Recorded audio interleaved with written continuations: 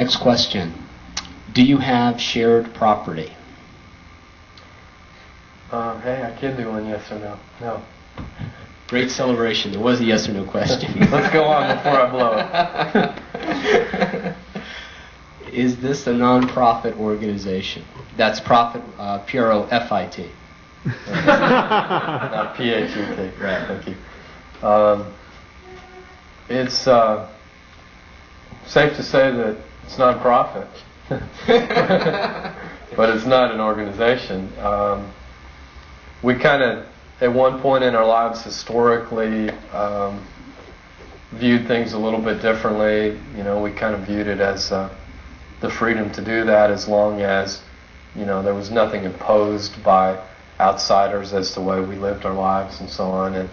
But I think in recent days in our lives, it's been really evident that the nature of the church doesn't have anything to do with 501c3 or anything like that. It's just not, it's not there. I mean, if you have to have a tax deduction for a gift that you give to a brother or to another country, then probably you need to take up a different sport other than Christianity.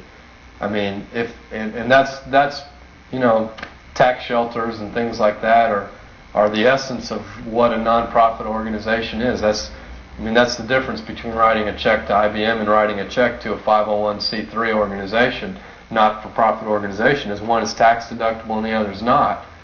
You know, that's really the basis of it. That's why they justify the tax deduction, is that nobody profits. It's a not-for-profit organization. But that really has nothing to do with Christianity. And to somehow get Rome's rubber stamp, in the first century, I can't imagine them desiring Caesar's seal on their existence as a church in Philippi or Thessalonica. We need Caesar's seal on this in order to feel okay about ourselves. You know, they obeyed the laws, they paid their taxes, they weren't trying to escape any responsibility to the government, they were obedient to the laws of the land.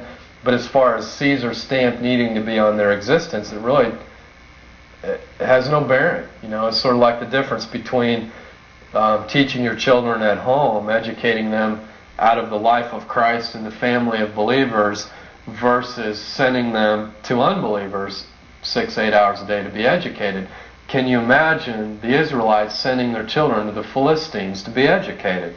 It's not a likelihood in any way. You know, the value system and even the way of learning, the perspective of what truth even is, and as well as the attitude correction and the things that are part of living in the house of God, all those things are totally absent from the vast majority of educational things that are available to us.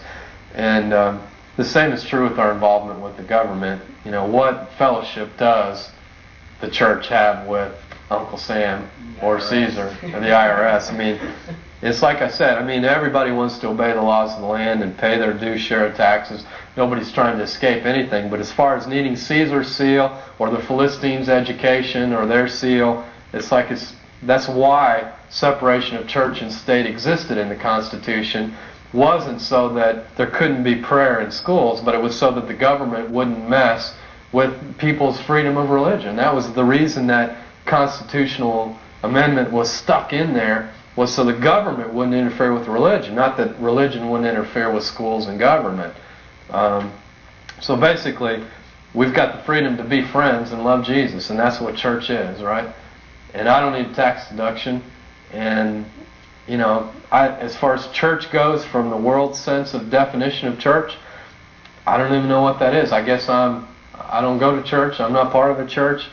You know, from anybody's definition, attending services, being a member of an organization, not-for-profit, you know, a certain set of ceremonies that you go through and initiation rites and, you know, all that kind of thing. I guess I'm not part of a church in that sense. And but as far as people that are friends that love Jesus and are intimately connected together and living for each other, yeah, I have 100 fathers, mothers, brothers, sisters. But as far as a not-for-profit organization, it's just, you know, it doesn't have anything to do with the biblical thing that you think about with church, having a rubber stamp from Caesar. So, no.